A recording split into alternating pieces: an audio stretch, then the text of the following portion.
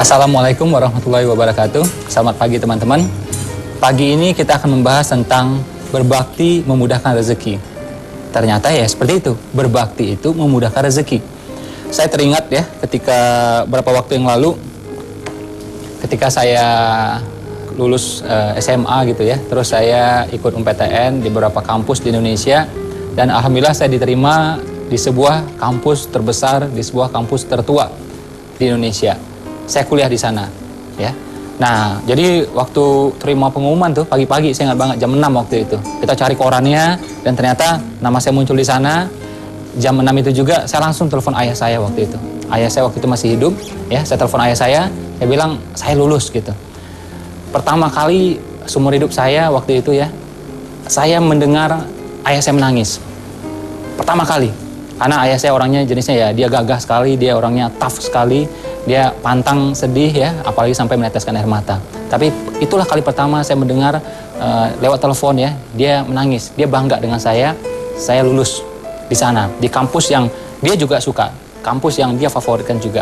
Nah, kemudian waktu berlalu, ketika saya kuliah di sana, sepanjang itu ya, saya menerima tawaran dari kampus yang lain di Malaysia waktu itu. Saya terima tawaran kampus itu dan setelah saya pelajari akhirnya saya memutuskan saya mau pindah kampus. Saya kuliah di kampus yang lainnya, di kampus di Malaysia itu. Ayah saya pas mendengar kabar itu dia sangat-sangat kecewa. Sampai dia bertemu saya berulang kali gitu ya.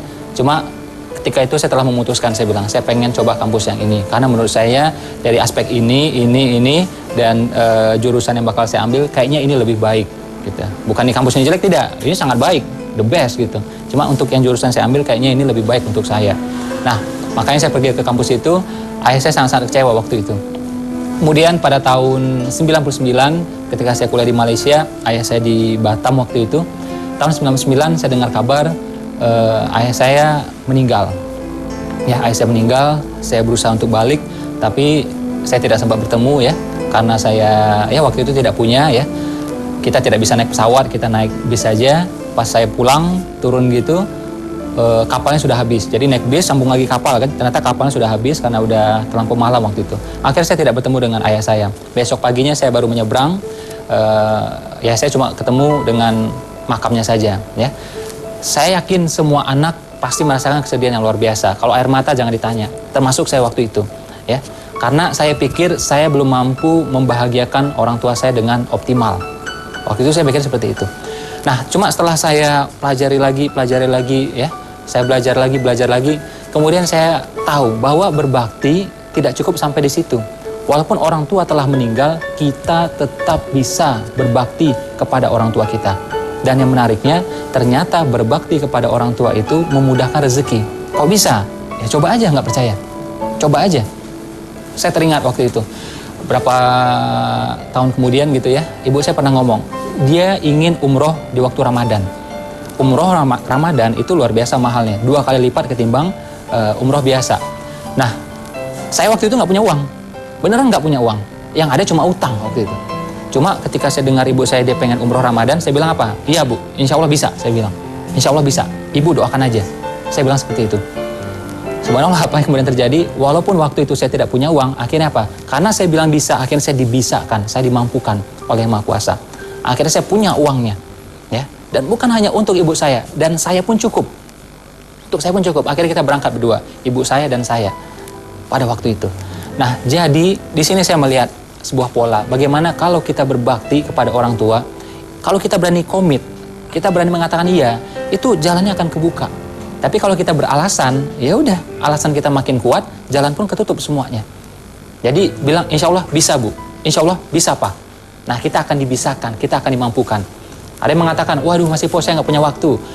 Kalau kita sisihkan waktu untuk orang tua, nanti malah kita punya waktu. Itu akan melapangkan waktu kita. Waduh masih po saya nggak punya uang. Ya itu, sisihkan uang kita, nanti kita malah dilapangkan uang kita. Saya udah mengalami berbagai macam kejadian dan benar ini terjadi. Saya ketemu dengan seseorang, dia direktur di perusahaan, salah satu perusahaan terbesar di Indonesia, ya BUMN. Dia bilang sama saya, Mas Ipo, kalau saya punya masalah di kantor, ya apa yang saya lakukan? Bukan buru-buru beresin itu dulu, enggak. Apa yang dilakukan? Dia pulang dulu ke kampungnya. Dia pulang ke kampungnya, ngapain? Ketemu ibunya. Ngapain? Minta maaf ulang sama ibunya, sama orang tuanya, kemudian apa? Minta ridhonya, kemudian baru balik ke kantor lagi. Baru membereskan masalah-masalah tersebut. Jadi luar biasa. Jadi bakti kepada orang tua itu justru memudahkan rezeki. Jadi ada uang atau tidak ada uang, kita berbakti. Justru nanti kita akan diadakan uangnya, akan mudah uangnya. Saya sebagai seorang entrepreneur, saya juga sebagai seorang motivator, saya tidak pernah berdoa agar saya menjadi orang terkenal, agar saya menjadi orang besar. Saya nggak pernah, demi Allah saya tidak pernah berdoa seperti itu. Tapi ya, berapa tahun yang lalu, ibu saya pernah mengikuti sebuah seminar. Dia melihat pembicara di panggung luar biasa hebatnya. Ya. Terus ibu saya berdoa. Doanya apa? Dia bilang, ya Allah jadikan anakku lebih hebat daripada dia. Ibu saya berdoa seperti itu. Akhirnya saya nggak tahu, saya tidak mengatakan diri saya hebat, tidak ya. Tapi saya merasakan kemudahan ya, langkah-langkah saya, bagaimana saya menjadi pembicara akhirnya dimudahkan. Saya go nasional, saya go internasional, saya seminar di Jepang, saya seminar di Hong Kong, saya seminar di Australia, ya, dan besok saya berangkat, saya seminar ke Jeddah insya Allah, dan terus disambung lagi seminar di Mesir, seminar di Filipina, dan seterusnya. Saya merasakan bagaimana doa ibu saya tadi telah menggerakkan saya, walaupun saya tidak pernah berdoa seperti itu, ya. Dan ternyata kakek saya, orang yang membesarkan saya hampir 20 tahun, ya, yang menafkahi saya, yang mendidik saya, yang memarahi saya, yang menasihati saya, yang bersabar untuk saya, ternyata dia juga pernah berdoa tanpa sepengetahuan saya.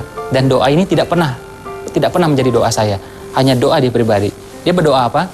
Dia bilang, ya Allah jadikan cucuku orang yang besar. Dia bilang seperti itu. Saya tidak mengaku-ngaku saya orang yang besar, tidak. Tapi setelah saya tahu ternyata dia berdoa seperti itu, saya merasakan bagaimana saya akhirnya ya sebagai entrepreneur, sebagai motivator, saya dimudahkan langkah saya. Dulunya lokal, kemudian menasional, dan seterusnya. Di sini saya makin yakin bagaimana doa dari orang tua, ridho dari orang tua, itu memudahkan rezeki-rezeki kita, memudahkan impian-impian kita. Jadi bagi teman-teman yang misalnya punya hajat untuk misalnya bisnis, karir gitu ya, kuliahnya ya, terus jodoh, keturunan, coba ini dulu yang pertama dibereskan. Apa itu? Ridho dari orang tua kita.